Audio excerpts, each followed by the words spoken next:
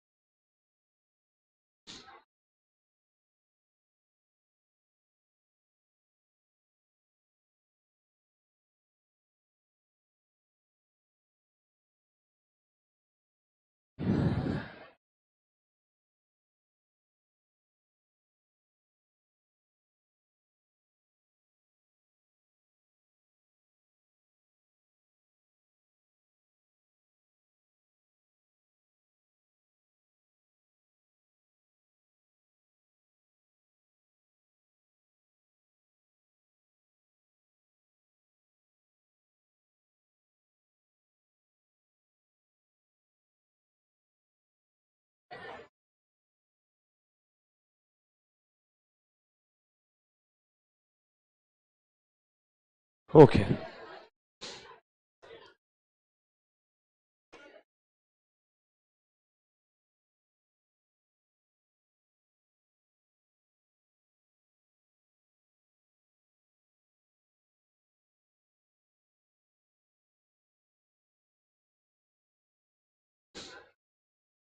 Face to face students, can you just keep quiet for some time? कितना बात करते हो तुम? ब्रेक में क्या करते हो तुम लोग? ब्रेक में बात किया करो ना।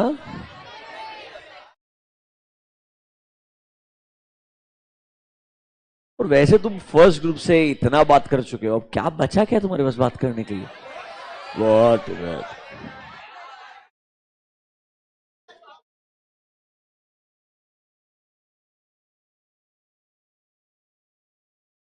Control.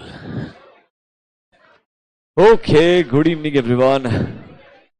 I said good evening everyone.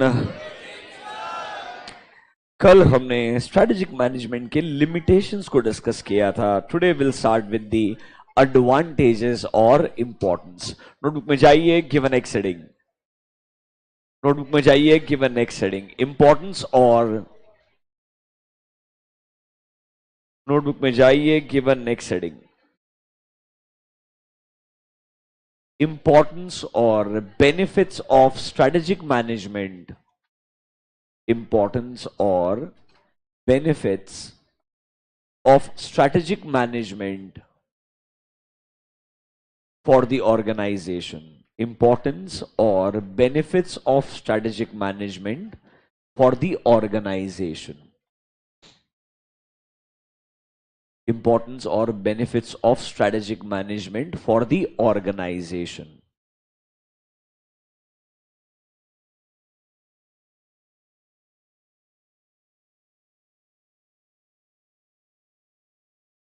कुछ होमवर्क दिया था तुमको मैंने कल? क्या होमवर्क दिया था? अच्छा, वो अलवेला वाला वाला सा तुम लिखा है क्या तुम लोगों ने आंसर? एक बच्चे का डाउट है तो मैं कंफ्यूज हो गया। सर, होमवर्क नोटबुक में लिखना है या सेपरेट? एक नोटबुक बना ले भाई तू। स्ट्रेटेजिक मैनेजमेंट का एक अलग नोटबुक, बस बहुत हो गया। इधर ही होमवर्क, इधर ही क्लास वर्क, इधर ही सेल्फ स्टडी, जो करना है कर ले, ठीक है? Okay, is that clear? हाँ, इससे याद है मेरे को होमवर्क दिया तुमको मैंने। कितने लोगों ने होमवर्क किया? अच्छा, फर्स्ट होमवर्क था इसलिए। ठीक है, देखो मैं तुमको फर्स्ट डे भी बोला था, मैं आके चेक वेक करने वाला है नहीं है। मेरे को वो स्कूल तरीके से पढ़ाना पसंद नहीं है। अज्यूम कर रहा हूं तुम मेच्योर्ड है, होमवर्क दिया है, बोला है, समझाया है, किया होगा। Can I assume that and proceed?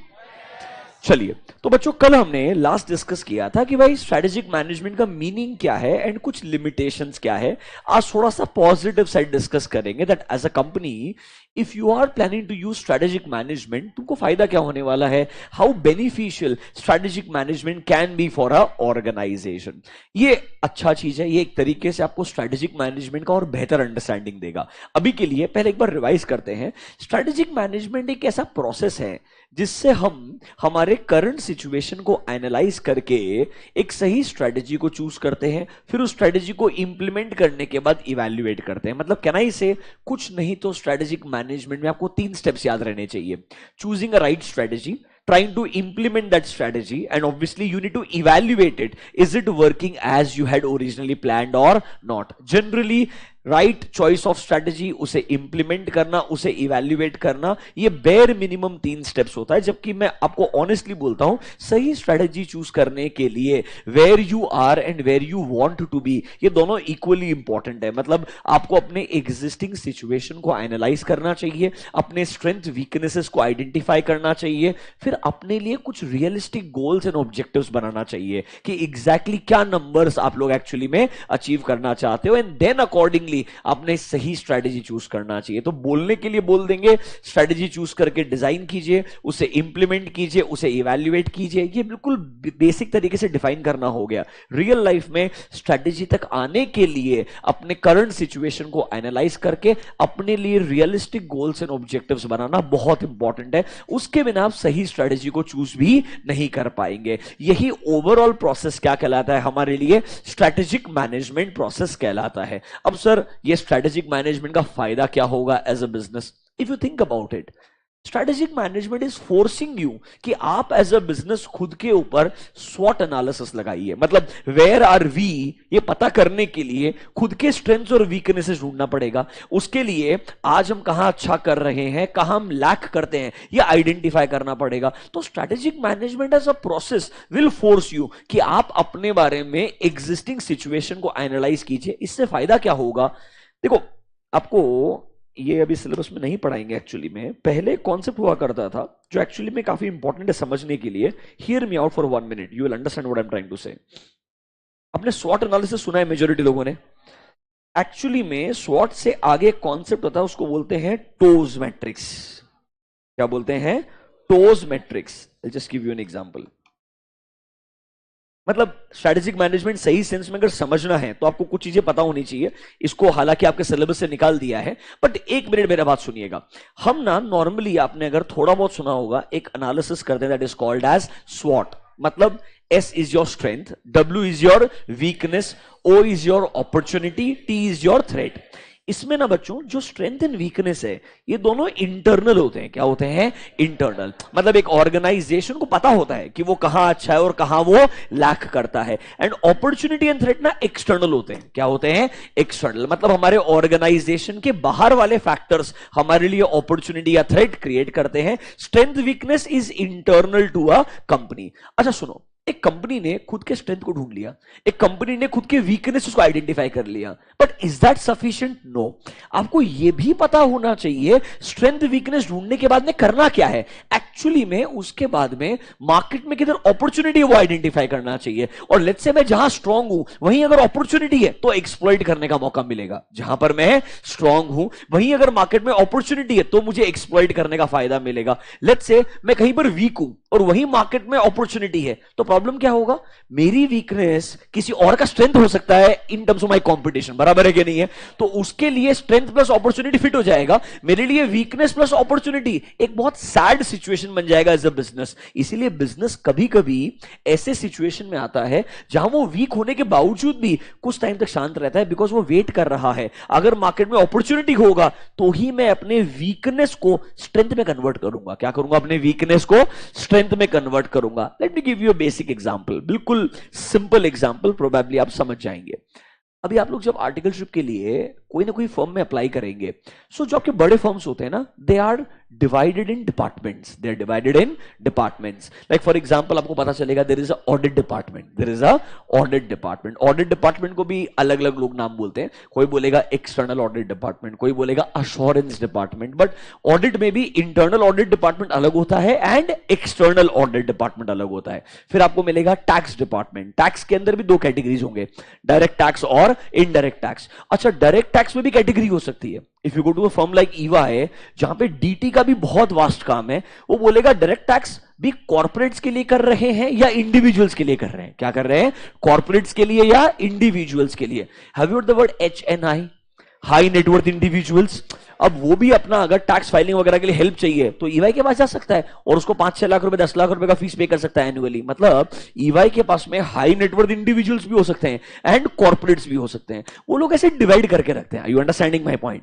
अब अज्यूम अ सिचुएशन, आप एक फर्म के ओनर हैं, आपके पास में मल्टीपल डिपार्टमेंट है, स्टैट्यूटरी ऑडिट डिपार्टमेंट है, इंटरनल ऑडिट डिपार्टमेंट है, डीटी डिपार्टमेंट है, आईडीटी डिपार्टमेंट है। आपका कोई तो एक डिपार्टमेंट बढ़िया काम नहीं कर रहा है। Let's take an example, IDT department के अंदर आप वीक रहेंगे कंपैरेटिवली। हो सकता है ना आपका हर डिपार्टमेंट उतना स्ट्रांग ना हो जितना मे बी आपके कॉम्पिटिटर का कोई डिपार्टमेंट रहेगा। Someone may be very good with IDT, someone may be okay with IDT and let's say better with direct tax. Are you understanding my point? See practice में it's about experience.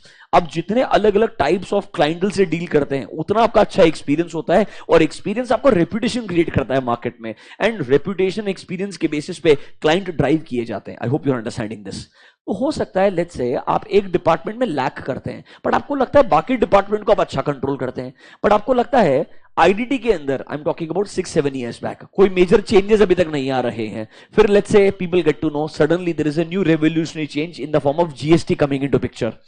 अब आपको लगता है market में जब भी कोई नया बदलाव आता है people always go to a consultant, people always go to a consultant, क्योंकि जब कुछ नया बदलाव आएगा लैक ऑफ क्लैरिटी होती है। क्या होती है? Lack of clarity. तो जब जीएसटी का एप्लीकेशन हमारे कंट्री में आना शुरू हुआ तो मे बी इस फर्म को लगता होगा कि हमारा आईडीटी वीक है कंपैरेटिवली, तो क्यों ना आईडीटी के लिए जो फेमस प्लेयर्स होंगे इस पर्टिकुलर सिटी में या इस पर्टिकुलर एरिया के अंदर उन लोगों को एज अ पार्टनर ज्वाइन कर लिया जाए, उन लोगों को एज अ पार्टनर ज्वाइन करवा लिया जाए। तो उससे क्या हो जाएगा, मेरा वीकनेस जो है वो स्ट्रेंथ में कन्वर्ट हो जाएगा।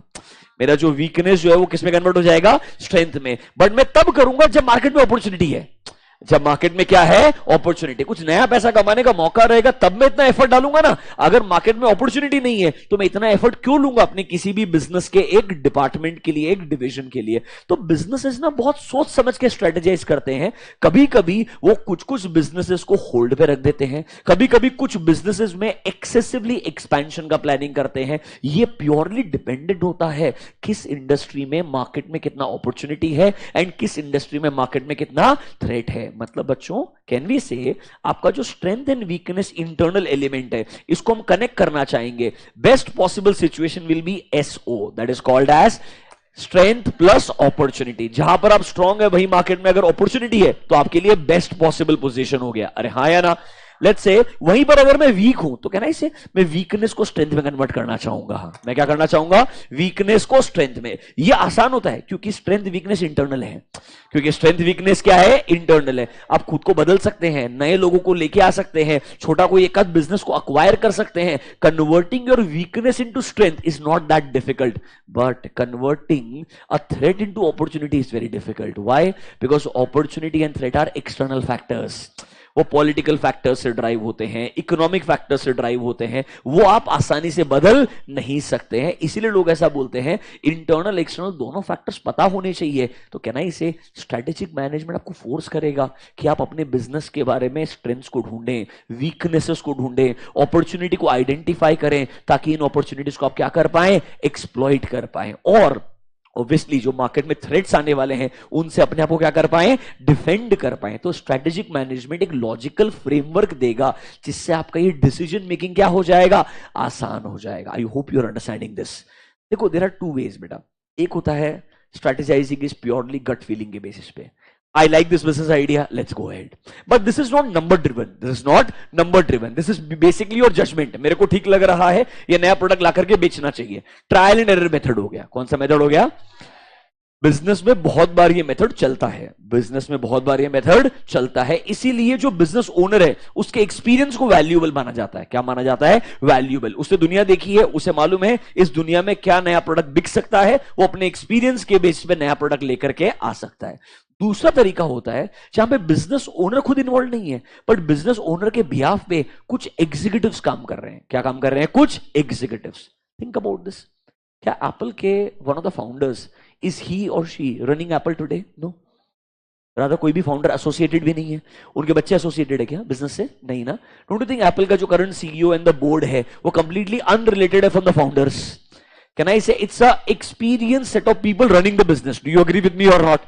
वो लोग जब इन्वॉल्व होते हैं ना, जो बिजनेस ओनर्स नहीं होते, जो बिजनेस के फाउंडर्स नहीं होते, वो प्योरली नंबर्स के बेसिस पे या स्ट्रैटेजिक लॉजिक के बेसिस के ऊपर डिसीजन लेते हैं। वो बोलेगा कि मेरे को नंबर्स ला करके दो, आज का सिचुएशन क्या है, फोरकास्टिंग क्या है, पॉजिटिव अगर रिटर्न्स लगता है फ्यूचर के अंदर तो हमने ये काम करना चाहिए, वरना हमने ये काम नहीं करना चाहिए। They will drive their decisions purely on the basis of numbers, they will not drive on the basis of gut feeling. Are you understanding this? ये डिफरेंस है, क्योंकि बिजनेस का ओनर एक्सट्रीम रिस्क ले सकता है, बिजनेस को run करने वाले एग्जीक्यूटिव्स रिस्क उतनी ही ले सकते हैं जितना उनका पोजीशन अलाउ करता है, जितना उनका पोजीशन अलाउ करता है, क्योंकि अगर वो गलत डिसीजन लेंगे they can be thrown out of the company. But एक ओनर जो है वो फाइट कर सकता है, बिकॉज उसके पास शेयर होल्डिंग वाला कंट्रोल या पावर बहुत ज्यादा। I hope you are understanding this. So ये एक लॉजिकल डिफरेंस हो गया, सब स्ट्रेटेजिक मैनेजमेंट का पार्ट है, बट थॉट प्रोसेस दोनों के केस में क्या है, अलग अलग है। तो स्ट्रेटेजिक मैनेजमेंट सिंपल शब्दों में हमें अपॉर्चुनिटीज को ढूंढ करके एक्सप्लॉइट करने में हेल्प करेगा, हमें थ्रेट्स को ढूंढ करके उनसे डिफेंड करने में हेल्प करेगा, मतलब डिसीजन मेकिंग में हेल्प करेगा। ये सबसे बड़ा बेनिफिट है, सबसे बड़ा एडवांटेज है किसका, स्ट्रेटेजिक मैनेजमेंट का। Is the meaning clear to you? वो स्वॉट को ही एक्सटेंड करके हम लोग बोलते हैं टोज मैट्रिक्स। कुछ नहीं, स्ट्रेंथ प्लस अपॉर्चुनिटी बना दिया, वीकनेस प्लस अपॉर्चुनिटी, मतलब क्या किया, इंटरनल को कनेक्ट कर दिया विथ एक्सटर्नल। तो S plus O W plus O, फिर S plus T and W plus T, ऐसे 4 सिचुएशन बना दिए। This matrix is called as TOWS matrix. ये एक्चुअली डिसीजन मेकिंग में काम में आता है। आपके सिलेबस में अभी नहीं है, ओल्ड सिलेबस तक था, अब उन्होंने उसको हटा दिया है, अब उन्होंने स्वॉट एनालिसिस थोड़ा सा आपके सिलेबस में रखा है। Is this clear to you? Can we get started guys? Notebook में आइए, अंडर इंपॉर्टेंस और benefits of strategic management, under importance और benefits of strategic management, write down point number A. Importance or benefits of strategic management, write down point number A. First point लिखिए pathfinder. First point लिखिए pathfinder. pathfinder basically आपको रास्ता ढूंढने में help करेगा, कुछ नहीं, अपॉर्चुनिटीज को ढूंढ करके एक्सप्लॉइट करने में हेल्प करेगा। पाथफाइंडर डैश करके लिखिए। Strategic management will help the organization, strategic management will help the organization in identifying, will help the organization in identifying available opportunities, in identifying available opportunities and also in identifying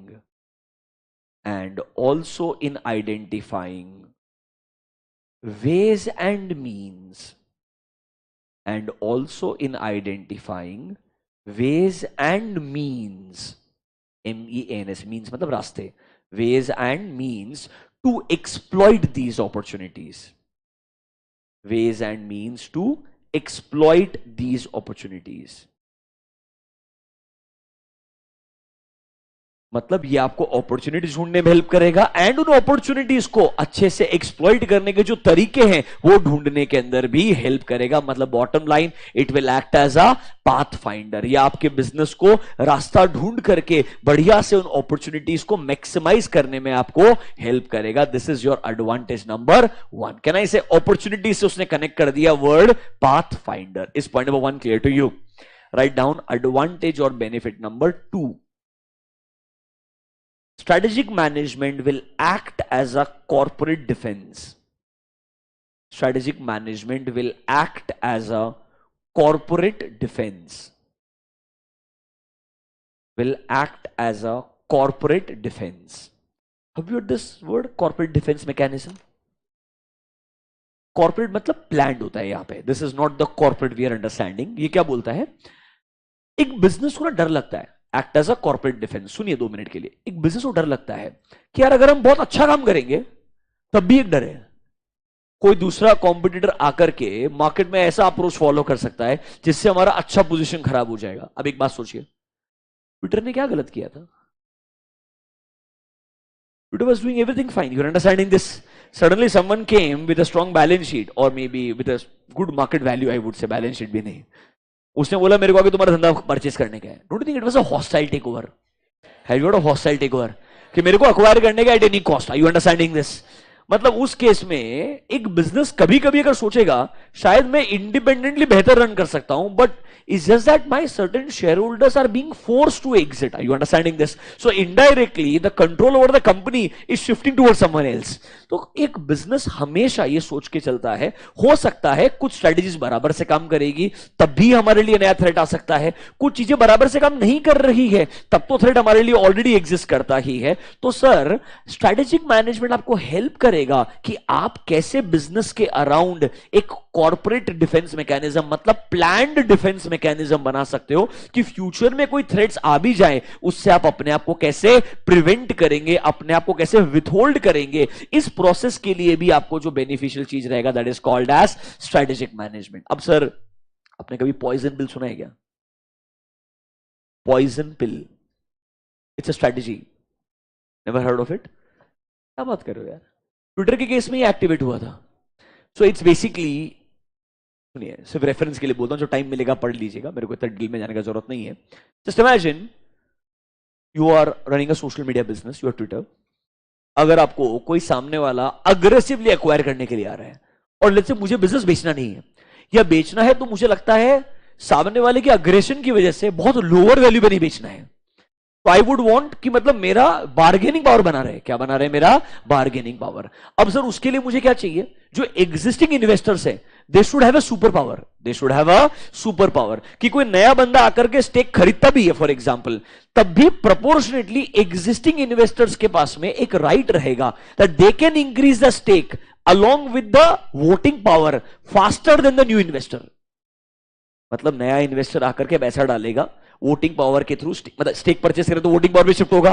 but मैं बोलता हूं existing investor के पास में option है, as a board वो लोग सामने आएंगे, बोलेंगे ये एक नया हॉस्टाइल टेक ओवर हो सकता है क्योंकि ये इन्वेस्टर का इंटेंशन अच्छा नहीं है, ये प्राइस को कम रिड्यूस करना चाहता है, पूरे बिजनेस को खरीदना चाहता है। अगर बोर्ड ने ये अप्रूव कर दिया तो एग्जिस्टिंग इन्वेस्टर के पास पावर आ जाएगा कि वो लोग नया स्टेक खरीद सकते हैं एंड अपने वोटिंग पावर को और प्रोपोर्शनेटली फास्टर स्पीड से बढ़ा सकते हैं in comparison to a new investor.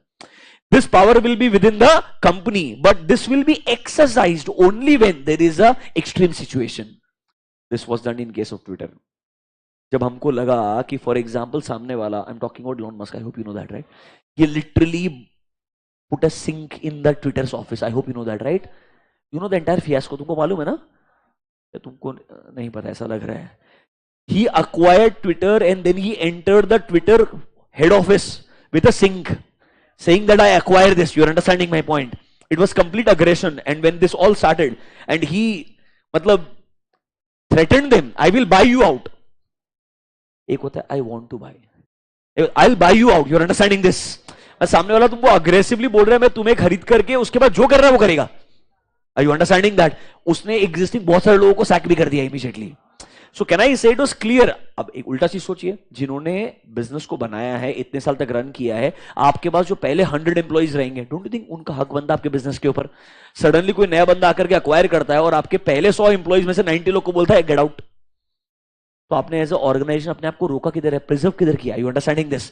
Now this is a extreme case जो हमने देखा है एक दुनिया के अंदर, नॉर्मली ऐसा नहीं होता है, this was a rare circumstances. सब एक्टिवेट किया, पॉइजन वगैरह सब लगाया, कुछ नहीं, he technically bought everyone. You're understanding this? Like all the investors who were there at a lower level, they all agreed to sell him at a more than fair price. Why, how? Let's not get into this. Are you understanding this? Achha, by the way, he did not have this money. You know that, right? He did not sell his Tesla shares so much to buy out. He borrowed money. You know that, right? He borrowed money, and apparently a lot of Gulf investors are involved. You don't know what I mean, right? Gulf side का बहुत सारा investors ने funding दिया है, obviously 2-3 बड़ा institutional investors भी है जिससे उसने पैसा बोरो किया और फिर उसने अक्वायर किया। It's like after 10 years, just imagine if I want to become the president of United States, I control Twitter that controls the sentiments of the country, and it truly does, trust me. In our country इतना value नहीं देते हम, है पर इतना नहीं है, उधर बहुत ज्यादा है कंपेरेटिवली। बहुत ज्यादा. It's very very valuable. So indirectly that gives me control over the sentiment of people in the country, and I can drive the sentiment in any direction, if you know rationally what I mean to say. We have also experienced, but you know what I mean, right? But it can be extreme there. कुछ नहीं, आपको strategic management help करता है कि it can act as a corporate defense. मतलब planned तरीके से आप अपने आप को क्या कर सकते हैं, डिफेंड कर सकते हैं. डैश करके लिखिए, डैश करके लिखिए. स्ट्रेटेजिक मैनेजमेंट, उसने सोचो ना नाम भी चेंज कर दिया, एक्स नाम रख दिया. दिस इज हाउ, लाइक मतलब यू नो यंग बच्चा होता है ना कोई ऐसा, उसको जो मना किया ना सब उल्टा उल्टा करूंगा मैं, तो क्या करता है. It's like that behavior, your understanding, little irrational sometimes. Don't you feel that? ऐसा नहीं यार, फीलिंग नहीं आता क्या? I am just asking you, I don't want your support, I am just asking. ऐसा लगता है ना कभी कभी? Very good, we are on the same page. Dash करके लिखिए. Strategic management, strategic management can serve as a planned defense mechanism. Strategic management can serve as a planned defense mechanism against planned defense mechanism against mistakes and pitfalls. Against mistakes and pitfalls. कुछ नहीं, तुम गड्ढों में गिर सकते हो, strategic management आपको help करेगा. Basically it will help you from making wrong decisions. See as a business you can make lot of wrong decisions. हम एज अ स्ट्रेटेजिक मैनेजमेंट आपको हेल्प करेंगे कि आप एक गलत डिसीजंस ना लें. Like for example think about it. You know Tatas were also criticize for Tata Nano. That, you know, although the way it was presented, but the way it was executed, there was a little gap. I hope you're understanding this. Maruti now is being criticized for, you know, bad safety, you can say, standards comparatively. So Kia was also, you know, criticized for bad safety standards. MG was also criticized. मतलब कभी कभी ऐसा होता है business ना, जब कोई नए एरिया में एंटर करता है, थोड़ा अग्रेसिवली एंटर करता है, और कभी कभी वो कुछ चीजों को मिस कर जाता है. सो इनिशियल फेज में उसे रियलाइज नहीं होता है, बाद में शायद बिजनेस को रियलाइज होता है कि कुछ मिस्टेक्स हमने कर दी, जो शायद अगर हमारे बेसिक प्रोसेस स्ट्रांग होते तो ये गलतियां हम शायद नहीं करते थे. तो स्ट्रेटेजिक मैनेजमेंट ना एक तरीके से आपके लिए ना डिफेंस मैकेनिज्म है. कुछ गलतियों को प्रिवेंट करवाएगा, कुछ गलतियां होने के बाद में उनको जल्दी जल्दी ठीक करने में आपको हेल्प करेगा. ये एक रोल है स्ट्रेटेजिक मैनेजमेंट का. मतलब बॉटम लाइन, ये आपके अपॉर्चुनिटीज को ढूंढ के एक्सप्लॉइट करने में हेल्प करेगा, थ्रेट्स से आपको प्रिवेंट करने में हेल्प करेगा. क्या पहले दोनों पॉइंट लॉजिकल लगते हैं क्या? यस और नो? पक्का? थर्ड पॉइंट जो है, अब ये थोड़ा आर्ग्यू हो सकता है, डिस्कस करते हैं, सुनते हैं. मैं भी थोड़ा उससे 100% अग्री नहीं करता हूं, फिर भी एक बार पहले डिस्कशन करते हैं. देखिए बेनिफिट क्या लिखा है इसे, प्रोएक्टिव इंस्टेड ऑफ रिएक्टिव. मतलब ये बोलता है strategic management helps you to become proactive instead of reactive. मतलब इनका अजम्पशन है बिजनेसेस नॉर्मली रिएक्टिव होते हैं. बिजनेसेस नॉर्मली क्या होते हैं? रिएक्टिव. कि भाई कुछ अगर हुआ और वो इमीडिएटली रिएक्ट करके उसको एक्सेप्ट करके आगे बढ़ जाएंगे.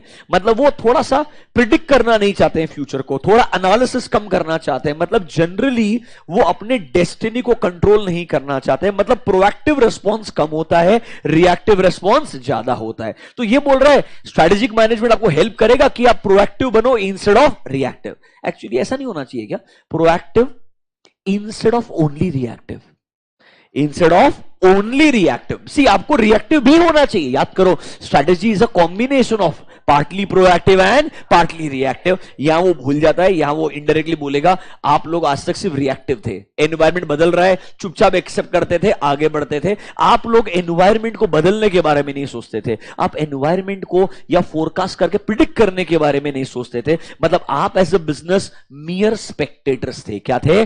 स्पेक्टेटर्स. जैसे बिजनेस चल रहा है एक्सेप्ट करेंगे, आगे बढ़ेंगे. आप एक्चुअली एनवायरमेंट को बदलना ही नहीं चाहते, एनवायरमेंट को प्रिडिक्ट करना ही नहीं चाहते. स्ट्रेटेजिक मैनेजमेंट आपको हेल्प करता है कि आप थोड़े प्रोएक्टिव बने एंड सिर्फ रिएक्टिव ना रह जाएं. एक्चुअली में the word should be instead of only reactive, but actually module में लिखा हुआ है प्रोएक्टिव इंस्टेड ऑफ रिएक्टिव. उनका लैंग्वेज इतना ही है. नोटबुक में जाइए, write down benefit number 3, proactive instead of reactive. Dash करके लिखिए. Strategic management will help an organization. Strategic management will help an organization to be more proactive, will help an organization to be more proactive instead of reactive, more proactive instead of reactive in shaping its future. Instead of reactive in shaping its future. Full stop. Therefore, organizations, full stop. Therefore, organizations will be able to, therefore, organizations will be able to control their own destiny. Will be able to control their own destiny in a better manner. Will be able to control their own destiny in a better manner. कुछ नहीं, time pass है. Spend 2 minutes, तीनों advantages को पढ़िए. Are you comfortable with these 3 at least?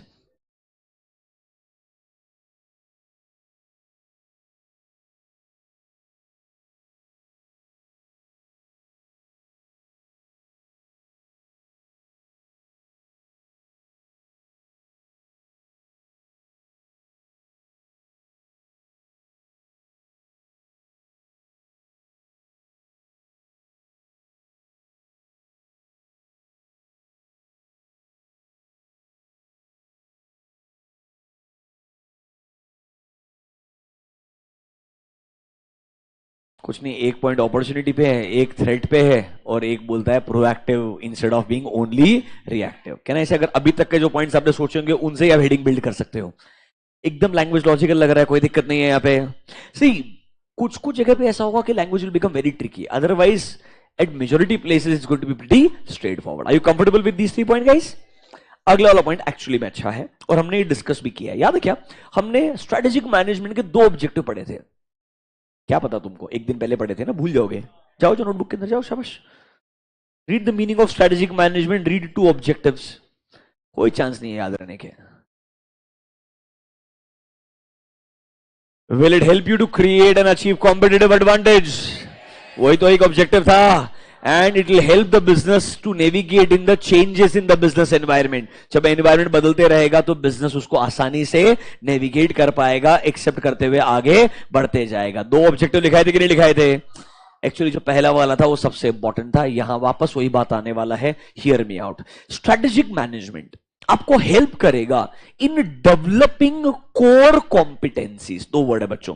हमें achieve करना है competitive advantage. क्या अचीव करना है? Competitive advantage. कॉम्पिटिटिव एडवांटेज ना एक पोजीशन है कि भाई आप आज की तारीख में प्रॉफिटेबिलिटी टर्म्स के अंदर, मार्केट शेयर के टर्म्स में, रेवेन्यू टर्म्स में बहुत बेटर परफॉर्म कर रहे हो against your competitor. You are performing way better against your competitor. ये पोजीशन है, ये आप अचीव कर चुके हो. This is called as competitive advantage. ये अचीव करने के लिए कुछ तो आपके बिजनेस में स्किल्स होने चाहिए, क्वालिटीज होनी चाहिए, जिस वजह से आपके प्रोडक्ट्स एंड सर्विसेज को प्रिफर किया जाएगा अगेंस्ट अ कॉम्पिटिटर. मतलब कॉम्पिटिटिव एडवांटेज एक ऐसा पोजीशन है जिसे अचीव करने के लिए हमें कोर कॉम्पिटेंसीज चाहिए. क्या चाहिए बच्चों? Core competencies. कॉम्पिटेंसीज का मतलब है क्वालिटीज. कॉम्पिटेंसीज का मतलब है क्वालिटीज. कुछ ऐसी कोर क्वालिटीज या हम बोल सकते हैं स्किल्स जिनकी वजह से एक इंसान एक बिजनेस को प्रेफर करता है over it's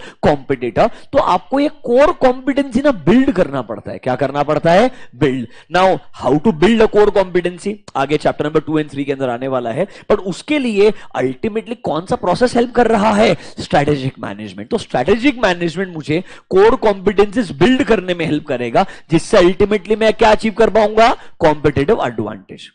BCom level example लेता हूं. Have you heard of a company called as LVMH? Louis Vuitton सुना है आप लोगों ने? The parent entity is called as LVMH. Do you know what is the secret behind LVMH? Why they have been so successful in business? Louis Vuitton नाम तो सुना है कम से कम, बराबर है. The original entity is not just Louis Vuitton. It was actually a alcohol brand also. Hennessy and designer brand together वो मर्जर होकर के LVMH बना था.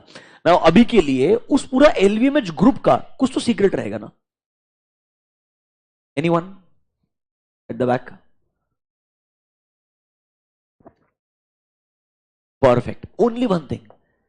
It believes in acquiring right businesses. LVMH started itself as acquisition. मतलब उनका एक ही thought process था. Mister Arnault who is the one of the co founders you can say, control पूरा उनके बिजनेस के अंदर, उनके फैमिली के अंदर ही है पूरा का पूरा. ही ओनली टेक्निकली कंट्रोल्स एवरीथिंग, ऐसा मान के चलो. Net worth is more than $200 billion. Top 10 richest people in the world के अंदर आते हैं. एंड बहुत टफ है बिना टेक बिजनेस होकर के उस पोजीशन पे आना. सी टेक गिव्स यू मनी, ये दुनिया को पता है, बराबर है कि नहीं है? But fashion luxury giving you so much money is rare. See, it gives you money, but giving you so much money is actually very, very tough. And they don't even belong to US. Understand? See, they belong to European region, but still, अभी भी अगर आप वैसे देखेंगे तो control जो है वो अमेरिकन कंपनीज के पास सबसे ज्यादा है इन टर्म्स ऑफ वैल्यूएशंस. जो एक फायदा मिलता है वो आसानी से दूसरे कंपनी को, दूसरे बिजनेस को नहीं मिलता है. वाई? उनका थॉट प्रोसेस एक ही था. पूरा स्टोरी पढ़ेंगे ना अगर, अब ऑब्वियसली 1985 में 15 मिलियन होना भी बड़ा बात था, पर 1985 में 15 मिलियन से 200 बिलियन टुडे, दे से it's a story of pure acquisitions. उन्हें जो धंधा लगाना बढ़िया है. फॉर एग्जांपल सिंपल, यूरोप ना हमेशा से एज अ रीजन बहुत ही you can say over privilege था. क्या था? हमेशा से over privilege. They had lot of money since always. Do you get my point? And how, why, let's not get into history. But उसकी वजह से bottom line, they had always fancy कि दुनिया में जो बड़े ब्रांड्स है, डिजाइनर ब्रांड्स है, word designer word, so designer जो चीजें होती है वो सबसे ज्यादा वहां बिकती है. तो इनका थॉट प्रोसेस एक ही था. जो डिजाइनर सबसे ज्यादा फेमस होता है वो वैल्यू डिजाइनर का नहीं है, वो वैल्यू उस ब्रांड का है. एक पॉइंट के बाद इंसान को सब भूल जाएंगे पर वो नाम को याद रखेंगे, बराबर है कि नहीं है? So he always believed in acquiring those businesses. Rather they say it all started by acquiring a brand called as Dior, DIOR, one of the most fanciest brand. अब वैल्यू इतना नहीं है, बट एक जमाने में जब उन्होंने एक्वायर किया था, it was a loss making entity, but he acquired at a very heavy price, saying I just want to only acquire those famous designers जिनका एक रीजन के अंदर कंट्रोल है. If I control all these big brands of the world, so indirectly I control the sentiment of the world.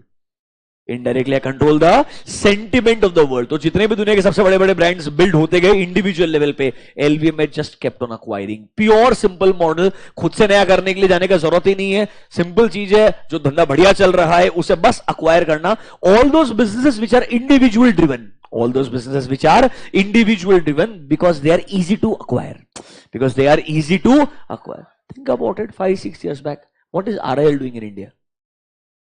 मतलब अब RIL अपना जियो retail और अपना कोर बिजनेस छोड़ दीजिए, उसके अलावा हर छोटे बिजनेस को अक्वायरी तो कर रहा है.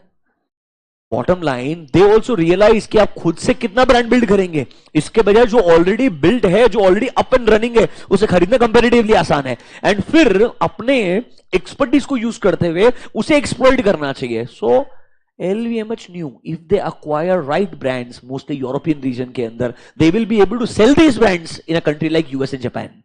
Because these countries have hell lot of money, but the brands belongs to Europe. Are you understanding this? I acquire them here and then I try कि ये प्रोडक्ट्स को इन कंट्रीज में हमारे तरीके से बेचा जाए. मतलब बेसिकली वो जो bespoke होता है ना, एक डिजाइनर ने अपने हिसाब से बनाया, इसने बोला डिजाइनर का नाम वैसा होना चाहिए, प्रोडक्ट वो वही बनाएगा जो मैं उसको बोलेगा. I just want to sell more and more products which are very, very expensive in different countries, and this always worked in his favor. And आप लिटरली नोटिस कीजिए कि अभी भी ब्रांड के पीछे फेवर अभी भी कम नहीं होता है. when it comes to your clothing brands, when it comes to your lot of your watch and other areas, अभी भी यहाँ पे ब्रांड का फेवरिज्म बहुत ज्यादा एग्जिस्ट करता है. इसीलिए उससे पैसा बिल्ड करना इतना मुश्किल नहीं है. Just imagine the thought process was clear, सिर्फ हमें अक्वायर करना है. Don't you think this can also become a core competency? Core competency is any quality जिसकी वजह से आप बेहतर परफॉर्म कर रहे हैं. Because of this I kept on acquiring. I think they have some 70-75 biggest brands of the world that are owned by one brand. Do you get my point? So bottom line, इनमें से जो भी चलेगा, जो भी aggressively आगे बढ़ेगा, उसका पूरा कंट्रोल मेरे पास रहने वाला है. ओके, एनीवेज नोटबुक में जाइए, लिखिए point number 4. Helps in developing core competency. Helps in developing core competency. helps in developing core competency. Dash करके लिखिए. Helps in developing core competency, dash करके लिखिए। Strategic management helps an organization, strategic management helps an organization to build its own core competencies, helps an organization to build its own core competencies over a period of time, to build its own core competencies over a period of time, which may help in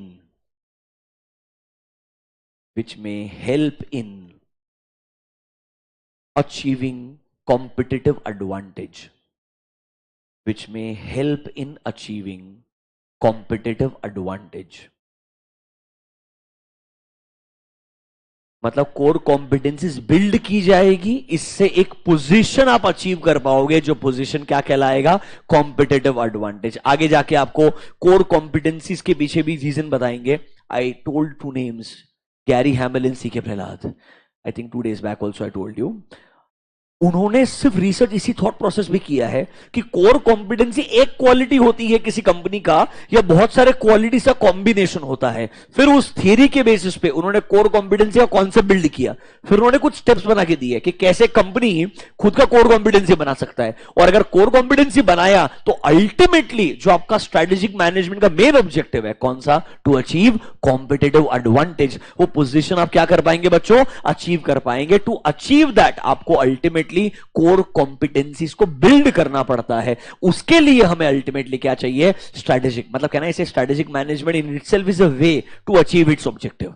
strategic management process in itself is a way to achieve its eventually, आखिरी के जो आपके objectives है उन्हें achieve करने में process ही आपको help करता है, गाइड करता है। वही एडवांटेज आपको बता रहा है पॉइंट नंबर 4 के अंदर। Are these 4 points clear to you?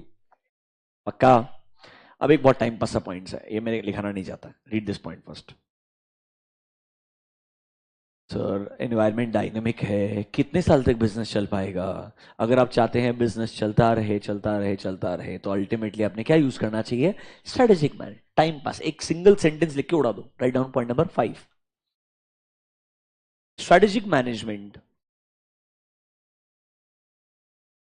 helps to enhance, strategic management helps to enhance the longevity of business, helps to enhance the longevity of business, since it is extremely difficult, it is extremely difficult to carry out business, it is extremely difficult to carry out business for a longer period of time, carry out a business for a longer period of time, given for a longer period of time, given how competitive and dynamic, given how competitive and dynamic, given how competitive and dynamic business environment is, how competitive and dynamic business environment is। क्योंकि business environment बहुत dynamic and competitive है, इस वजह से एक business के लिए वैसे भी लॉन्ग टर्म तक सर्वाइव करना बहुत आसान काम नहीं है।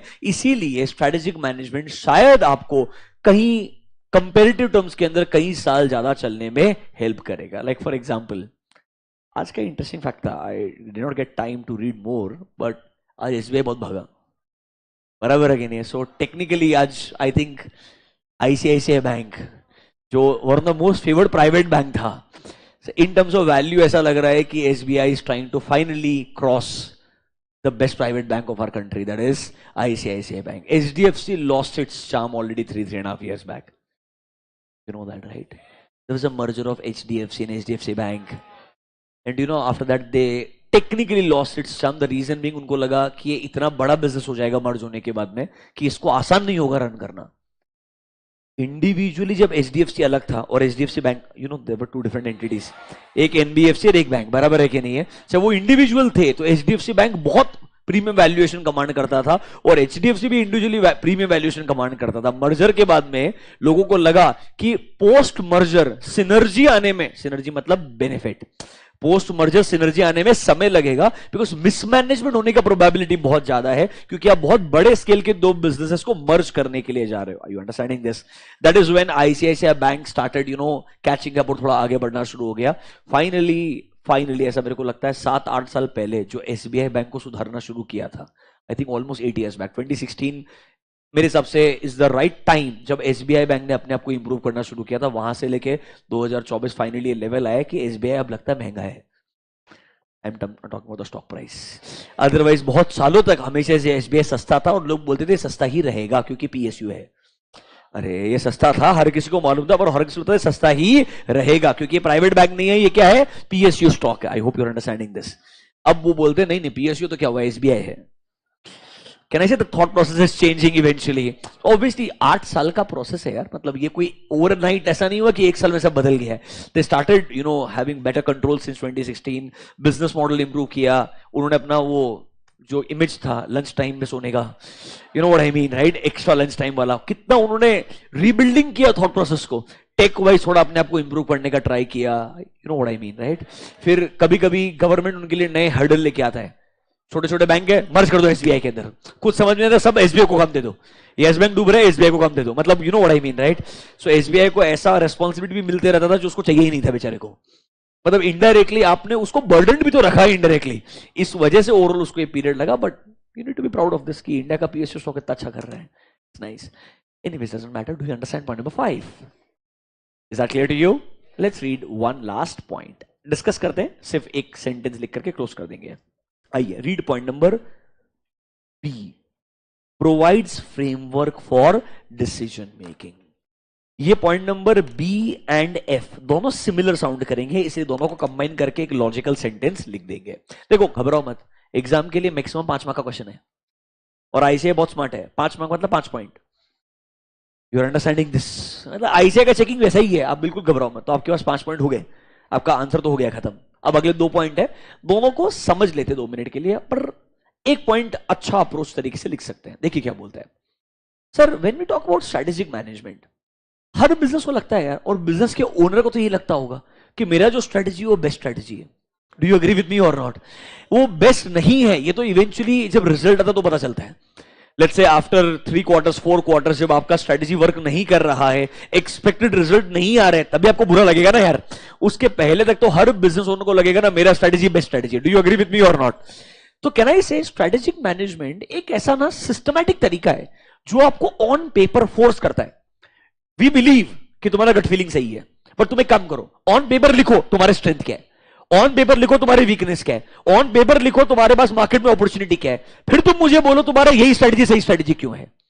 Basically it forces you to actually to write this down over a piece of paper or over a PPT that actually makes you think कि मैं जो सोच रहा हूं, मैं जो बिजनेस में डिसीजन ले रहा हूं, क्या वो मेरे लिए एक्चुअली में सही है, या शायद मुझे एक पॉइंट ऑफ व्यू से ठीक लग रहा होगा बट शायद अदर पॉइंट ऑफ व्यू से उतना अच्छा नहीं होगा। मतलब एक फ्रेमवर्क बना के देता है जिससे आपका डिसीजन मेकिंग आसान हो जाता है, एक लॉजिकल डायरेक्शन प्रोवाइड करता है जिससे आप डिसीजन मेकिंग इजीली ले सकते हो। मतलब it tells you, you start with where are we, it tells you after this decide your vision mission, it tells you look for different strategies, it tells you evaluate these strategies। अगर ये logical steps नहीं होते तो शायद एक strategic management का process जब इंसान अपने जजमेंट के बेसिस पे लगाता ना तो पहले सोचता मेरे को लगता है ये बिजनेस के अंदर फ्यूचर में यही चीज नहीं हुई है, यही होना बाकी है, ये हो जाएगी। क्या नहीं सही है? ये प्योरली आपका जजमेंट और गट फीलिंग है, इसके पीछे लॉजिक जो है वो नहीं है। हो सकता है 10 में से शायद 2 बार ये सही भी चले जाए, पर कहने से 8 बार गलत भी जा सकता है। सो इसीलिए स्ट्रेटेजिक मैनेजमेंट एक लॉजिकल अप्रोच है जो आपको ऑन पेपर पूरा फ्रेमवर्क बनाने के बाद में बोलेगा अब आपने डिसीजन लेना चाहिए, डिसीजन लेने के बाद में नहीं बोलना चाहिए अब सही प्रूव कर दूंगा मैं। You understanding their is a difference in both? समझा क्या है? नोटबुक में जाइए, write down the last sentence. Strategic management provides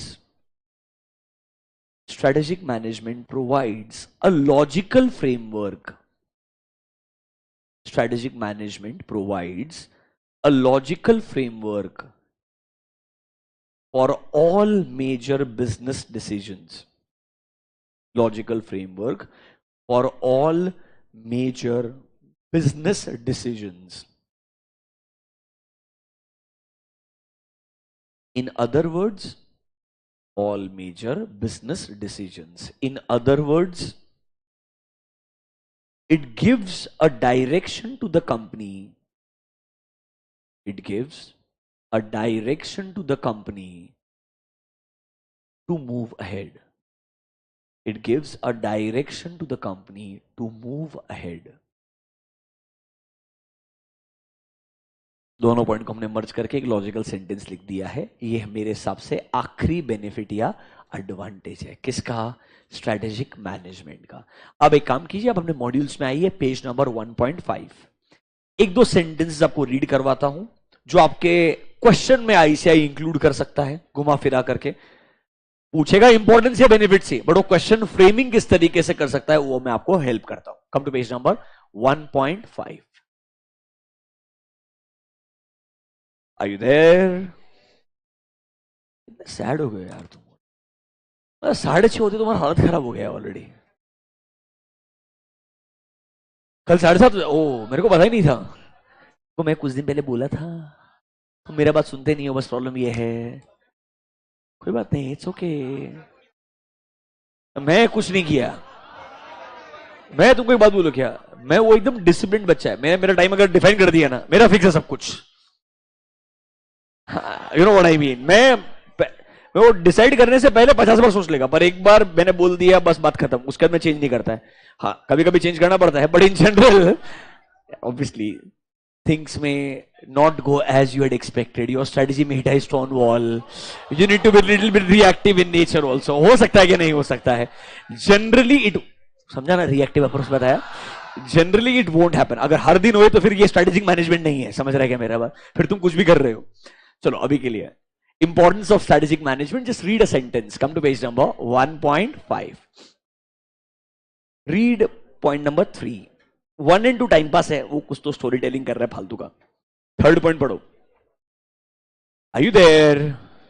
third point notebook का नहीं, यहां का. नोटबुक में क्या था तुम? हाँ चलो. Each organisation has to build its competitive advantage over the competitor in the business warfare in order to win. कुछ नहीं, हर कंपनी को कॉम्पिटिटिव एडवांटेज क्रिएट करने का है जिससे उसको फायदा मिलेगा in comparison to their competitors. बराबर है कि नहीं है?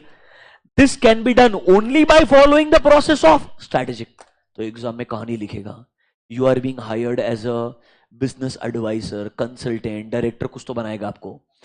ठीक है. ऑर्गेनाइजेशन वांट्स टू अचीव और create competitive advantage, and organization wants to use a process of strategic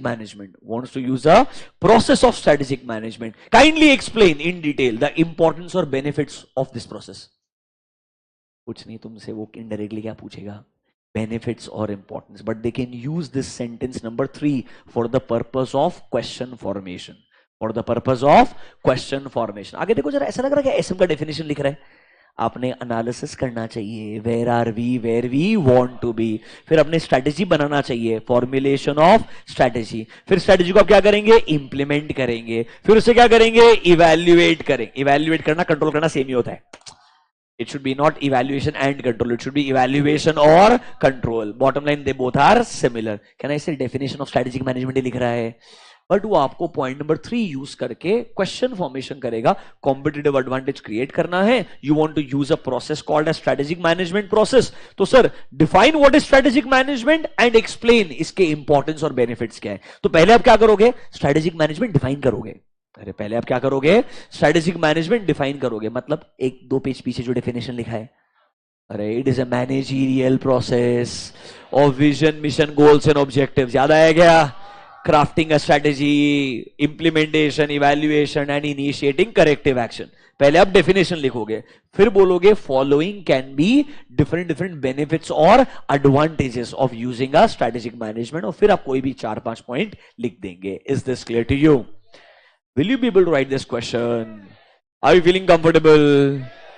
So we are done with meaning of strategy, meaning of management, meaning of strategic management, its advantages and its limitation. Should we discuss few questions? एक दो question देखें ICI के, फिर हम आगे बढ़ेंगे next topic के ऊपर. चलिए.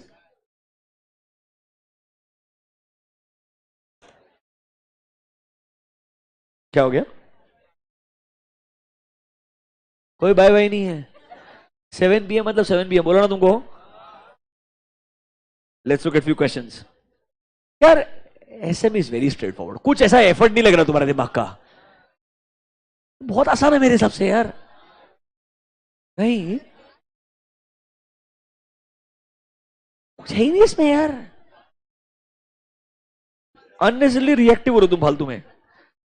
होने का जरूरत नहीं इधर. Read question number 3. चलो. It's a good question by ICAI. कभी कभी वापस से जो बहुत आसान होंगे वो क्वेश्चन डिस्कस नहीं करूंगा. जहां पे थोड़ा सा ट्विस्ट हो सकता है, थोड़ा आपको चैलेंजिंग हो सकता है, वही क्वेश्चन डिस्कस करूंगा. Read the question along with me. Ramesh Sharma has 15 stores selling consumer durables in Delhi region. Okay. 4 of these stores were opened in last 3 years. He believes in managing strategically. Oh. And enjoyed significant sales of refrigerator, television, washing machine, ACs. Okay. Till 4 years back. Which shift to purchases to online store. कुछ नहीं, ये physical store run कर रहे हैं. थोड़ा सा sales is driving towards online. तो क्या बोलता है? The sales of his stores has come down and it has come down up to, can you see, to about 70% in last 4 years. मतलब कहने से there's a significant fall. अरे हाँ है ना. Analyze the position of Mr. Ramesh. अरे analyze करने के लिए डेटा ही नहीं है. अरे एनालाइज करने के लिए डेटा ही नहीं है. In the light of question है सिर्फ उसका क्या है. तो कहना इसे पूरी कहानी ना भी पढ़ो तो भी चाहिए उसको क्या, लिमिटेशंस. ऐसे क्लियर है उसको क्या चाहिए. समझ में आएगा मेरा बात. अच्छा वापस से 2 मिनट मेरे बात सुन लेना. आपको मालूम रहेगा बोर्ड ऑफ स्टडीज का आंसर एंड सजेस्टेड आंसर अलग अलग होते हैं. अरे बराबर है कि नहीं है. थ्योरी के अंदर भी ऐसा हो सकता है बट जनरली गैप कम होता है. जनरली गैप कम होता है मतलब जहां पर क्वेश्चन ओपन फॉर इंटरप्रिटेशन हो गया वहां जरूर मे बी वो आपको एक ऑल्टरनेटिव आंसर लिख के दे देगा. क्या लिख के दे देगा? Alternative answer. ताकि बच्चे का अगर थोड़ा जनरल पॉइंट ऑफ व्यू भी रहे तो उसको एक डिसेंट मार्क्स मिल जाने चाहिए. इसलिए ऑल्टरनेटिव आंसर मिल सकता है बट थ्योरी में फोकस उसका क्लियर रहेगा. उसका अल्टीमेटली क्वेश्चन क्या है? Limitations of strategic management. समझा क्या? अब आइडली तुमने पता है क्या करना चाहिए. इनका छोड़ दो. तुमने क्या करना चाहिए? सबसे पहले लिखना चाहिए मीनिंग ऑफ स्ट्रेटेजिक मैनेजमेंट. सुनो मेरा बात शांति से. ऐसा क्वेश्चन है तो सबसे पहले क्या लिखना चाहिए? Meaning of. सर क्यों लिख लेना चाहिए. मैं बोल रहा हूं आर्ग्यूमेंट मत करो. मैंने उनके बहुत सारे आंसर्स पढ़े हैं. हर बार उनके आंसर्स में वैरायटी होती है but I am telling you the best way. You should first write the meaning of strategic management and then you should write following can be examples of certain limitations. अब देखो बच्चों इसमें क्या है, 2 तरीके हैं. डायरेक्ट लिमिटेशन बता दो. क्या लिमिटेशन लिखा थे कल अपन ने? Cost, time consuming. अरे याद आया क्या? Very difficult to predict your competitors response.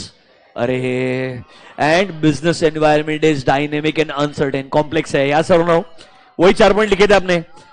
Technically आपका आंसर वो 4 पॉइंट के अराउंड ही रहेगा बट वो कहीं कहीं कुछ सजेस्टेड आंसर में क्वेश्चन का लैंग्वेज इंटीग्रेट कर देगा आंसर में. क्वेश्चन का लैंग्वेज क्या कर देगा? इंटीग्रेट कर देगा. अब इसने सिचुएशन क्या बताया कि फिजिकल स्टोर रन कर रहा था, पहले सेल्स अच्छा था, सेल्स में फॉल आ गया. क्यों फॉल आ गया? क्योंकि there is a shift in the consumers behaviour. There's a shift in the consumer's behavior. Now people are also shifting towards online purchases. So can I say online represents the competitor's response? Online represents the competitor's response. Can I say shift represents change in business environment? अरे हाँ यार ना. थोड़ा उसके basis पे आपको answer को convert करना पड़ेगा बट ओवरऑल अगर आप जो स्टैंडर्ड 4 पॉइंट वो लिख के आते हैं तो मान के चलिए आपको 70 से 80% मार्क्स मिलने चाहिए. 100% का थियरी में कोई गारंटी नहीं दे सकता. आपको बता रहा हूं हर बार ऐसे है कि खुद के आंसर्स अलग अलग होते हैं. एंड स्ट्रेटेजिक मैनेजमेंट तो डेंजरस है क्योंकि एक्चुअली में स्ट्रेटेजिक मैनेजमेंट में ऐसे क्वेश्चन नहीं पूछने चाहिए. हर ऑथर अपने अरे स्ट्रेटेजिक मैनेजमेंट का डेफिनेशन का 5 ऑथर का अलग 5 मीनिंग रहेगा यार. You're understanding my point. वो खुद देखिए ना, कहीं कहीं स्ट्रेटेजिक एनालिसिस लिखेगा, कहीं लिखेगा ही नहीं स्ट्रेटेजिक एनालिसिस. तो you can not really ask such questions but we can be prepared from the best possible manner. चलिए पढ़िए आंसर मेरे साथ में. देखो क्या बोलता है. Sharma ji is facing declining sales on account of large scale shift of customers to online stores. He's trying to use the best tools of strategic management, but strategic management cannot counter all hindrances. मतलब सारे के सारी problem solve नहीं कर पाएंगे, मतलब strategic management के कुछ लिमिटेशंस रहने वाले हैं. रीड पॉइंट नंबर ए, पढ़ो जरा क्या बोलता है.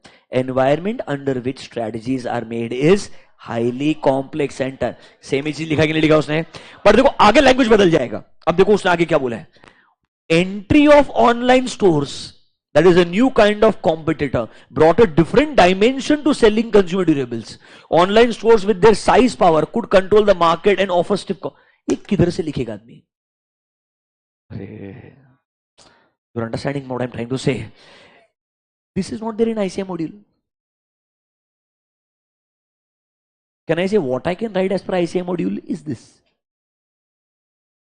अरे, are you understanding what I'm trying to say?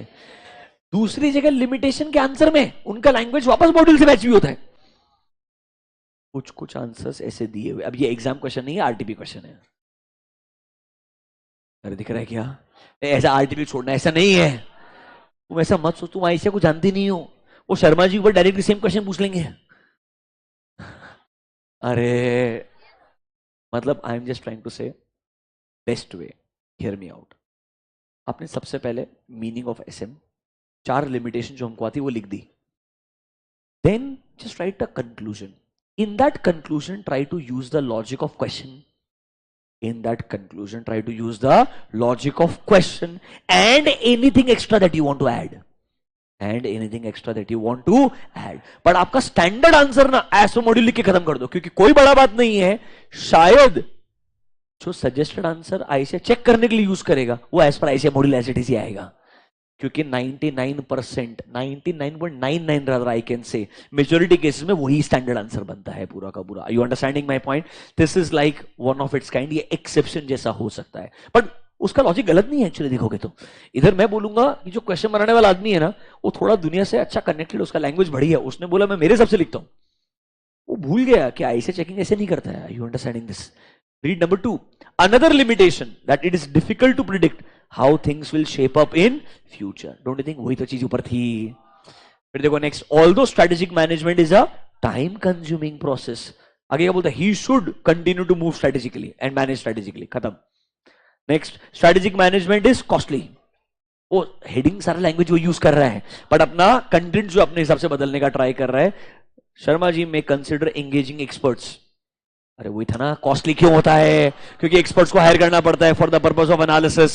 क्योंकि एक्सपर्ट्स उनको बेटर गाइड कर पाएंगे कि उन्होंने एक्चुअली किस तरीके से अपने स्ट्रेटेजी को लगाना चाहिए. And the stores owned by Sharma ji are much smaller than online store. It is very difficult for him to visualize how online stores will be moving strategically. मतलब it is difficult to predict your competitors response. अरे it is difficult to predict your competitors response. Answer पढ़ने के बाद हालत खराब हुआ कि नहीं हुआ? अपने हिसाब से लिखा है कि नहीं लिखा है? सेम क्वेश्चन दूसरा दिखाता हूं, वहां पे आंसर पूरा मैच हो जाएगा मॉड्यूल से. But I am just trying to say be aware. ऐसे कुछ क्वेश्चंस आपको देखने को मिलेंगे, और जब खुद से सजेस्टेड आंसर पढ़ोगे तो रोना वोना मत. आपको लिखने वो 4 पॉइंट ही हैं. You are understanding this? Anything around this if you can add it's okay. Normal ऐसा एक्सपेक्टेशन आपसे नहीं है. Let me show you one actual exam question also. अपने लिमिटेशन पढ़ाना. चलो पहले ये पढ़ लो. Read question number 6. हेडिंग पढ़ के समझ में आ जाएगा आपको. What is SM and what are the benefits. Definition आएगी नहीं सबसे पहले स्टार्टिंग में? अरे बराबर है कि नहीं है? उसके दोनों ऑब्जेक्टिव लिखे कि नहीं लिखे एज इट इज? आपने भी देखो सेम सीक्वेंस फॉलो किया पूरा का पूरा, एंड फिर वो बेनिफिट्स आएंगे. देखो, more proactive instead of reactive in shaping its future, provides a framework for all major decisions, ensuring a good future. मतलब it will act as a pathfinder, opportunity ढूंढ के grab करके exploit करने में help करेगा. It will act as a defense mechanism against mistakes and pitfalls. अरे हाँ है ना? And it will help you to create core competencies, जो ultimately क्या बनाने में help करेगा? Competitive advantage. ठीक लग रहा है? पक्का? Read question number 7. अभी आपका लैंग्वेज पूरा पूरा मैच होगा एज इट इज. अरे समझा क्या?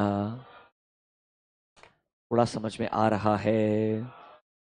Are you feeling little bit comfortable? एक क्वेश्चन और दिखाना था मुझे आपको. हाँ, read question number 10, exam question, December 21. Each organization must build its competitive advantage, keeping in mind the business warfare. Remember point number 3, which I made you read? Point number 3, which I made you read. You remember this? I told you they can create a question around that. देखो उसने क्या question build किया. Each organization must build its competitive advantage, keeping in mind the business warfare. This can be done by following the process of strategic. Considering this, explain major benefits. Ideally आपने पहले SM explain करना चाहिए, फिर benefits लिखने चाहिए, और benefits आपके same ही रहेंगे. पूरा हेडिंग बाय हेडिंग सेम ही रहेगा पूरा का पूरा. ओके, पूरा ठीक लग रहा है. See, understand, मेजोरिटी क्वेश्चंस आपको ऐसे ही मिलेंगे, बट आपको लैंग्वेज ऑफ द क्वेश्चन पढ़ने के बाद में सही पॉइंट्स क्या लिखने वो पता होना चाहिए. नोटबुक में जाइए, गिवन नेक्स्ट हेडिंग. चलिए, strategic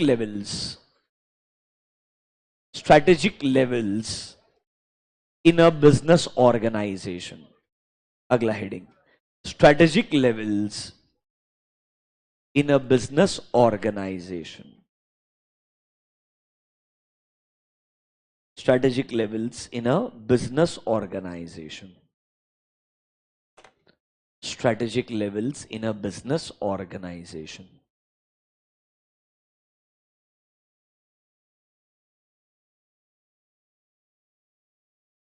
Hear me out carefully.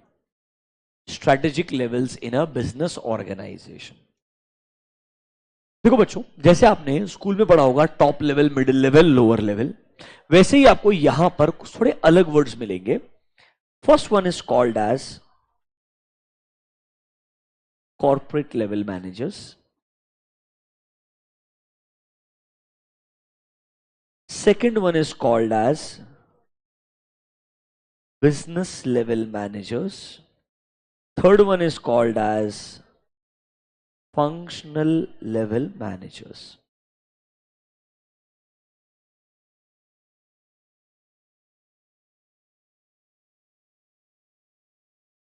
Don't talk.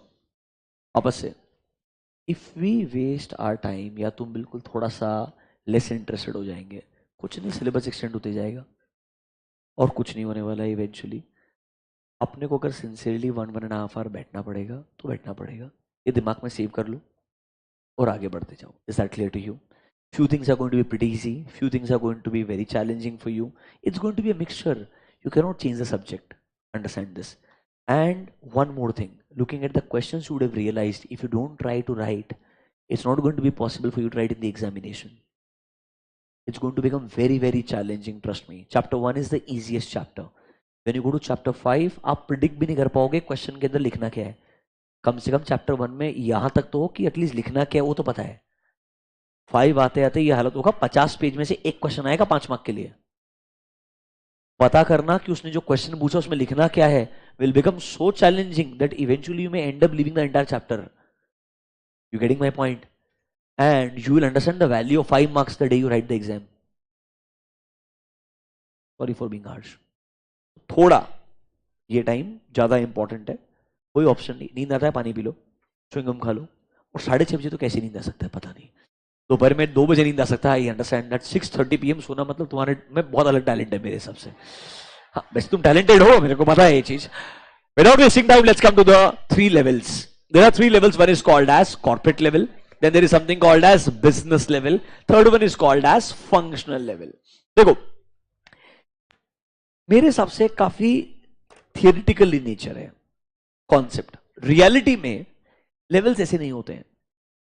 हम हमारे हिसाब से ऑर्गेनाइजेशन का स्ट्रक्चर कैसे भी बना सकते हैं. See it's your organisation, you can decide how you want to structure it. It's not a compulsion कि मेरे को बुक में जो स्ट्रक्चर बोला है वो स्ट्रक्चर फॉलो करना पड़ेगा. ये बस थियोरिटिकली एक बार आपको ओवरव्यू दे रहा है कि बड़े बिजनेसेस में आपको ये top level, middle level, lower level जो है उनके लिए नए नाम मिलेंगे. That will be called as corporate level, business level and functional level. If you take a very simple example, let's say you take the example of a company like ITC. Classic example is normally Tata's because that group is very big. But if you really ask me, मेरे हिसाब से वो इतना evolved business group है कि आपके पास Tata Motors में भी 3 से ज्यादा स्ट्रक्चर एग्जिस्ट करते हैं. Forget about Tata Sons.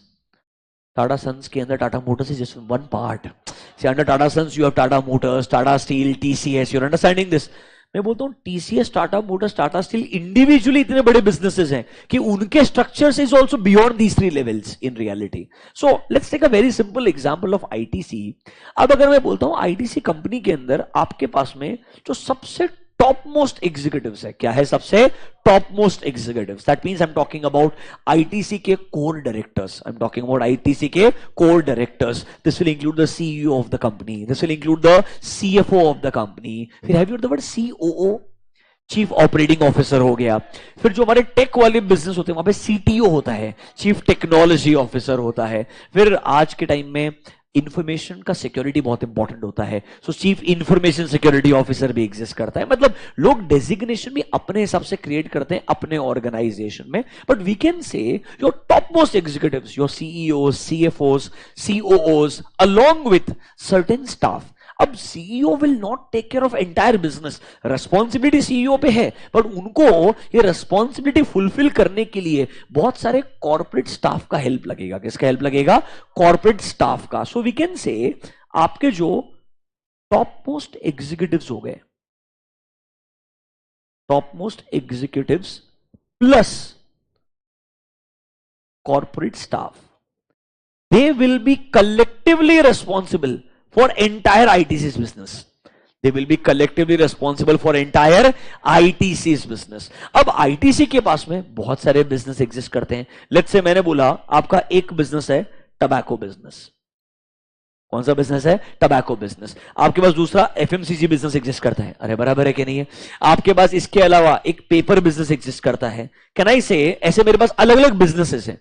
अब ये हर बिजनेस का भी अपना एक हेड होगा. हर बिजनेस का भी क्या होगा? अपना एक हेड होगा. तो नॉर्मली ऐसा बोलते हैं ये जो सबसे ऊपर top most executives and corporate staff हो गया, they are called as corporate level managers. They are called as corporate level managers. उनके अंडर बिजनेसेस आते हैं सारे के सारे.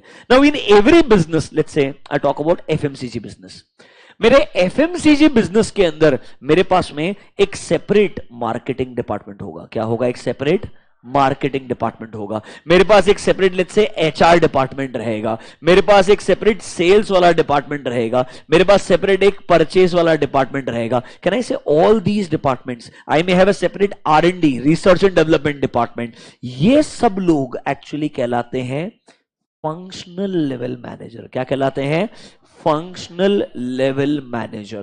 बट इनको कंट्रोल करने के लिए कोई ना कोई FMCG का हेड रहेगा. कोई ना कोई क्या रहेगा? FMCG का हेड रहेगा. एंड उनके साथ में भी कुछ लोग रहेंगे जो लोग उस बिजनेस को कंट्रोल करने के लिए रिस्पॉन्सिबल रहेंगे. These people will be called as business level manager. Basically वो बोलता है आपको ना 3 ब्रॉडर कैटेगरीज में ऑर्गेनाइजेशन को डिवाइड करना है. सबसे टॉप मोस्ट लेवल क्या कहलाएगा? Corporate level. फिर हर बिजनेस के लिए हैंडल करने के लिए कुछ लोग रहेंगे, they will be called as business level managers, जो सिर्फ उस बिजनेस के लिए रिस्पॉन्सिबल रहेंगे. If you are FMCG head, you don't care about tobacco business, you don't care about your paper business. You are understanding my point? You care only and only about the FMCG segment. अब आपके पास में purchase वाला बंदा अलग रहेगा, sales वाला बंदा अलग रहेगा, HR वाला बंदा अलग रहेगा, R&D का बंदा अलग रहेगा. क्योंकि पेपर बिजनेस में R&D अलग रहेगा, FMCG का R&D अलग रहेगा. You understanding this?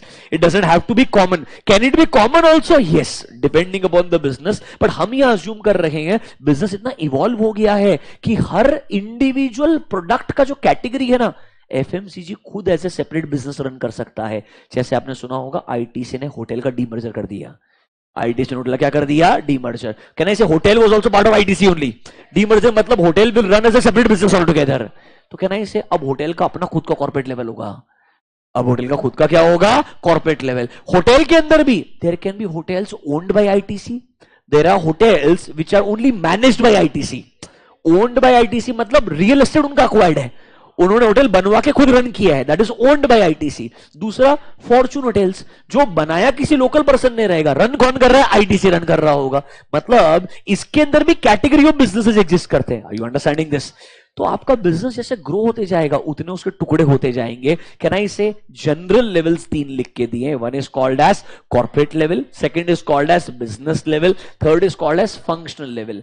But normally ये बिजनेस इवॉल्व होने के बाद अपने हिसाब से अपना खुद का स्ट्रक्चर बनाता है। ये बहुत थियोरिटिकल हो गया है एक्चुअली, अगर आप मुझे पूछेंगे रियलिटी में हर बिजनेस अपने खुद के हिसाब से स्ट्रक्चर बनाता है। एक एग्जांपल सुनिए, किसी ने बोला मैं डायरेक्टर हूं, किसी ने बोला मैं डायरेक्टर हूं।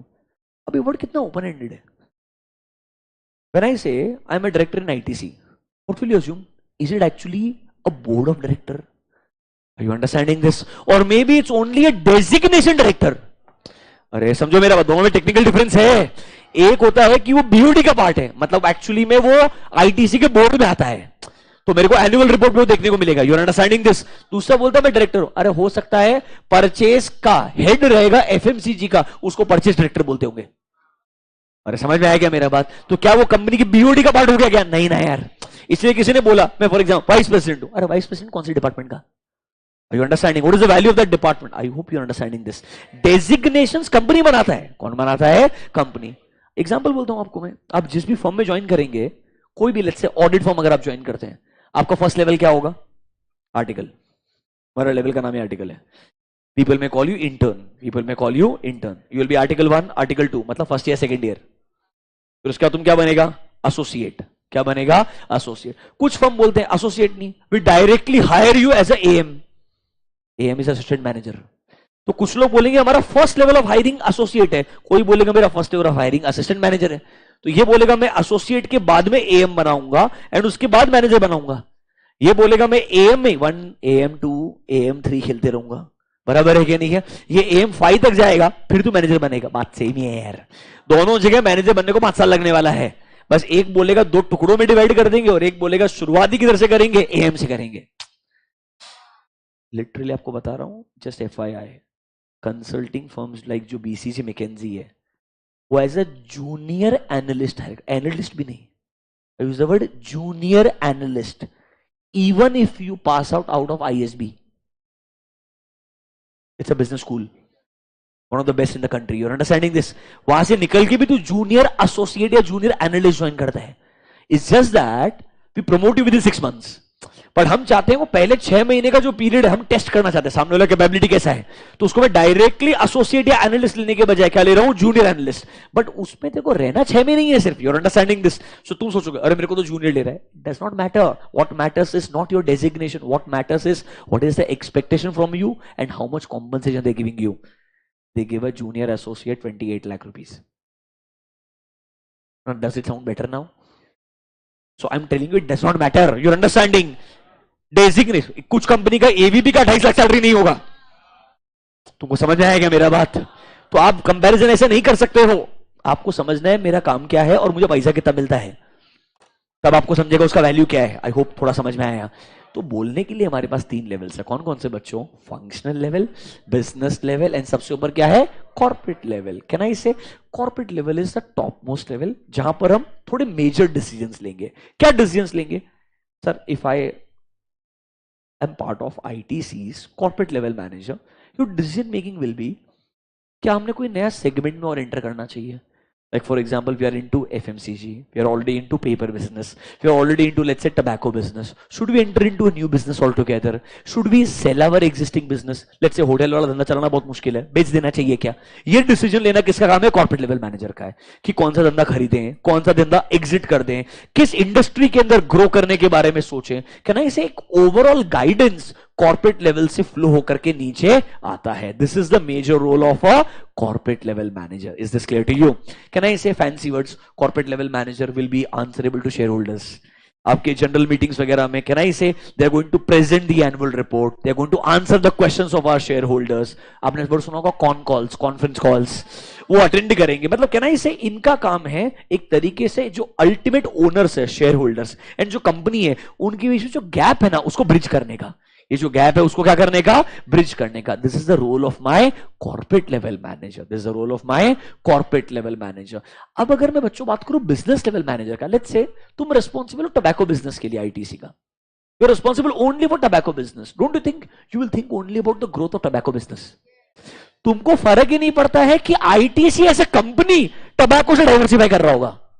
You know ITC was heavily dependent on tobacco business, तो उन्होंने डाइवर्सिफाई करने के लिए एफएमसीजी लेके आया। हालांकि उन्होंने होटल भी लाया डाइवर्सिफाई करने के लिए, वो कैरिड अवे हो गया था मेरे हिसाब से। बट कोर डाइवर्सिफिकेशन मालूम है क्या, एक जगह पे ज्यादा फोकस नहीं होना चाहिए, थोड़ा सा आपका रिस्क कम होने के लिए आप दूसरे बिजनेसेस को टारगेट करते हो। तो टबैको से दूर जाने के लिए एफएमसीजी लेके आया। बट इसका मतलब है क्या, अगर मैं टबैको हेड हूं तो मतलब ये आईटीसी सीरियस नहीं टबैको बिजनेस के बारे में, नहीं, ITC is dead serious about tobacco business. वो बोलता है इधर लॉस नहीं करने का है, ये मेरे लिए प्रॉफिट मेकिंग बिजनेस है, I want to keep making money, but हाँ I don't want to rely only on tobacco. तो कॉर्पोरेट लेवल सोचेगा कि टबैको के ऊपर सिर्फ रिलाई नहीं करना चाहिए, दूसरा धंधा भी ग्रो करना चाहिए। पर तू अगर टबैको बिजनेस को रन करता है तो तेरा फोकस तो सिर्फ टबैको बिजनेस के ऊपर ही रहेगा ना यार। तू ये सोच के बुरा नहीं फील कर सकता है अरे एफएमसीजी को बहुत सपोर्ट मिल रहा है, मेरे टबैको धंधा का क्या होगा। डू नॉट फॉरगेट ये धंधा है, इसीलिए वो दूसरा चीज सोच रहा है। अरे पैसा इधर से आया असली, तो अगर इधर से पैसा आया है, कोर बिजनेस आसानी से आदमी एग्जिट नहीं करता है unless that business becomes loss making business. So if you can run this business properly, why would you want to exit any business easily? You're understanding this? तो can I say business level manager सिर्फ उस business के बारे में सोचता है कि हमें इस business में क्या और नए प्रोडक्ट लाने चाहिए, क्या कोई और नई सर्विसेज प्रोवाइड करनी चाहिए, मार्जिन्स कैसे इंप्रूव करने चाहिए। वो थॉट प्रोसेस किसका होगा बच्चों, बिजनेस लेवल मैनेजर का होगा। अब उससे भी नीचे आते हैं, you are part of a function, the word is functional, मतलब there is a function. Example, marketing is a function, HR is a function, procurement और purchase is a function, research and development is a function। अगर किसी ने बोला you are part of sales, I am a sales employee for ITC, तो question number 1, what do you sell for ITC? मतलब ITC के पास तो 100 product है, तू बेचता क्या है ultimately. You're understanding this? Then you say no, I am a sales in charge for their paper business। For which business? Paper business। Example, Tata का green tea आता है, उसका डब्बा आईटीसी बनाता है, तो वो बोलता है आईटीसी के पेपर बिजनेस के अंदर मैं एक सेल्स वाला मैनेजर हूं जिसका काम है टाटा जैसे बिजनेसेस को प्रोडक्ट बेचना। You are not just a normal और ordinary sales manager. Understand this difference है दोनों के अंदर। I hope you are understanding this. एक क्लासिक एग्जांपल बोलता हूं जो मैंने एक्सपीरियंस किया था। You know Godrej, they make furniture and Godrej के इंटीरियो करके एक चेन है, चाहे वो खुद फर्नीचर एक्चुअली में आपको कस्टमाइज करके बना के बेच के देता है। काफी साल पुराना बात है, आई थिंक 2018 2019 का बात रहेगा। तो ऑफिस फर्नीचर के लिए वी वर एक्सप्लोरिंग ऑप्शंस, तो हमको बहुत सारे लोकल वेंडर्स के नाम मिले। अब ऑब्वियसली लोकल वेंडर से जब आप मिलते हो वहां पर एक्चुअली सेल्स करने का ट्राई कर रहे हैं, विजिबल है, they just trying to sell you product, you are understanding this. But जब हमने गोदरेज को रीच आउट किया, उन्होंने एक जगह का लोकेशन भेजा, वहां पर गए, जाने के बाद में उसने पूरा स्टोर दिखाया, वहां उसने सारे अलग अलग ऑप्शंस बताए जो हमारे फर्नीचर के लिए for a corporate office exist करते हैं। जो पर्सन इंचार्ज था ना, वो आपको देख के समझ में आएगा, he was the manager in charge for that entire store, manager in charge for entire store. Although his designation is sales manager only, his designation is sales manager, but for entire 1.5 hour he did not even tried once to sell us something. He just showed this is what Godrej does. Lot of people don't even know that Godrej actually में ऐसा furniture customise तरीके से बनाता है। Majority लोग local vendor के पास में जाते हैं, हम ये फर्नीचर बनाते हैं, आप अगर ऑर्डर प्लेस करेंगे पूरा कस्टमाइजेशन करके जैसा आपको चाहिए वैसा प्रोवाइड करेंगे। ना उसने प्राइस बताने का ट्राई किया, ना डिस्काउंट बताने का बात किया, ना कोई बात किया। कैन आई से देयर आर सर्टेन बिजनेसेस जहां पर वो डेजिग्नेशन के अंदर भी रोल अलग होता है। वो बोलता है जो अग्रेसिव बेचने का काम है वो इसका है ही नहीं, वो काम है लोकल फर्नीचर वालों का। अब लोकल फर्नीचर वालों से भी गोदरेज का टाइप है, वो उनको बोलता है you have our dealership, do you get my point, तुम अग्रेसिवली बेचो, मेरे स्टोर में मैं अग्रेसिव नहीं बेचूंगा। अरे are you understanding the difference? मेरे स्टोर के ऊपर it's more about showcasing the product, it's more about showcasing the product. Another example, OnePlus store on FC road only, FC road नहीं JM road, पर अगर तुम वहां पे store पे जाओ, शायद आपको नॉर्मली जो मेरा इनिशियल एक्सपीरियंस था, आज का नहीं बोल सकता हूं मैं, you actually stand in the store, their objective is not selling the product, their objective is telling you how product looks like, it is created for customer experience. You are understanding this? मतलब वहां पर आपको sales का aggression कम देखने को मिलेगा और आपको प्रोडक्ट का यूटिलिटी बताने का ज्यादा फोकस किया जाएगा। Same experience, there was a store in a very iconic place in Bangalore, जैसे पूना का एमजी रोड है, वैसे बैंगलोर में there is a road called Brigade Road. वहां एक कॉर्नर के अंदर बहुत आइकॉनिक लोकेशन पे सैमसंग का बहुत बड़ा स्टोर है। मतलब मेरे हिसाब से उधर का महीने का किराया 70-80 लाख रुपए रहेगा, 70-80 lakh rupees, I mean that. And जब आप स्टोर के अंदर जाओगे, they don't try to sell anything, कुछ बेचने का ट्राई नहीं कर रहे वो वहां पे, वो बस अलग अलग अपने प्रोडक्ट को शोकेस कर रहे हैं। It's basically telling the entire city Samsung खरीदने के लिए 100 अलग अलग जगह पे है, पर सैमसंग का सारा प्रोडक्ट अगर देखना है एक जगह पे तो वो एक ही स्टोर है। You're understanding my point, where Samsung itself is showcasing the product. You're understanding this? मतलब the expectation here is to understand, वहां जो काम करने वाला आदमी है, तुम ऐसे कैसे डिफाइन कर दोगे सेल्स वाला पर्सन नहीं है वो एक ऐसे कैटेगरी ऑफ मैनेजर में आ जाएगा जहां पर ऑब्जेक्टिव ही क्या होगा, अलग होगा। तो हम थियरिटिकली डिफाइन कर सकते हैं 3 लेवल होते हैं बच्चों, कौन कौन से? Corporate level, business level and functional level. तो कोई आपको पूछेगा परचेज मैनेजर तो तुम बोलोगे फंक्शनल मैनेजर, कोई बोलेगा सेल्स मैनेजर तो आप क्या बोलोगे? फंक्शन। ये बीकॉम लेवल आंसर हो गया। रियलिटी के अंदर तीनों लेवल्स का काफी अच्छा वैल्यू एक बिजनेस में होता है। कल हम डिस्कस करेंगे what is the role of a corporate level manager, what is the role of a business level manager and what is the role of a functional level manager. But is the meaning clear to everyone? Yes और no? Thank you, I shall see you tomorrow. कल detail में discuss करके इसको close करेंगे। Enjoy.